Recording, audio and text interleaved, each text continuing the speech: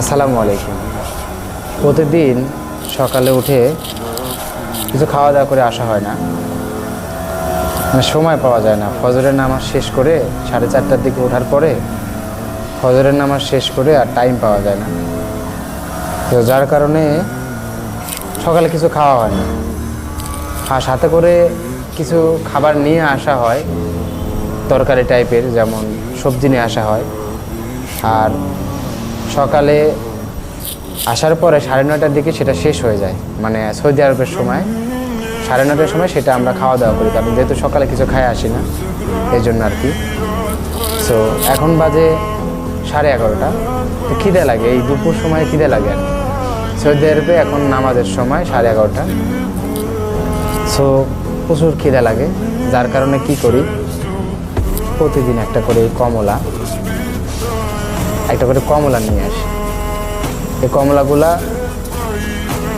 বেশি দাম না, আবার কমও না, তবে বাংলাদেশের চাইতে, মানে আমাদের দেশের চাইতে একটু তুলনামূলক কম আছে। এটা হচ্ছে 5 টাকা কেজি, সৌদি আরবে 5 টাকা কেজি।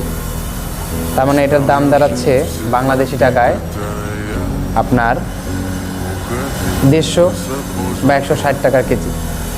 কিন্তু কথা হচ্ছে, এত সস্তা হওয়ার পরেও আমার অনেক প্রবাসী ভাই আছে, তাদের কথা ভেবে আমার আফসোস হয়। আমার রুমেও আমি দেখছি এরকমের অনেক প্রবাসী ভাই আছে যারা কি করে, এই কমলা এগুলো খায় না, মানে নিজে কষ্ট করে। তাই মাঝে মাঝে আফসোস হয়, আমারও আফসোস হয় এটা ভেবে যে মানুষ কতটা অদ্ভুত, মানুষ না, পুরুষ মানুষ কতটা অদ্ভুত, যে নিজে টাকা রোজগার করে, যে নিজে টাকা সবাইকে বিলায় দেয়, কিন্তু নিজের জন্য কিছু রাখে না।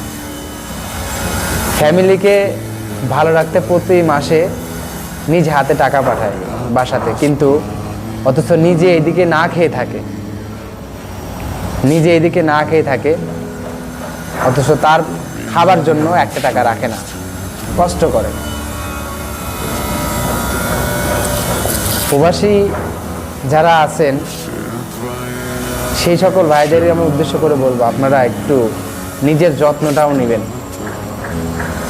কারণ নিজে যদি মারা যান তাহলে আপনাকে কেউ দেখবে না, নিজে যদি কষ্টে থাকেন কেউ দেখবে না। আপনি মাস শেষ করেছেন, টাকা পেয়েছেন হাতে, বাসায় পাঠিয়ে দিয়েছেন, ছেলে মেয়ে ভালো আছে, কিন্তু আপনি কত কষ্টে আছেন তারা দেখবে না। তাদের চাহিদা দিনকে দিন বেড়েই যায়। আপনি এক মাসে 1 লাখ টাকা পাঠাইলে সামনের মাসে দেখবেন আপনার স্ত্রী বলবে, আচ্ছা শোনো, বা আপনার ছেলে বলবে, আব্বা এই মাসে কি আর কিছু বাড়াই দেওয়া যায় না।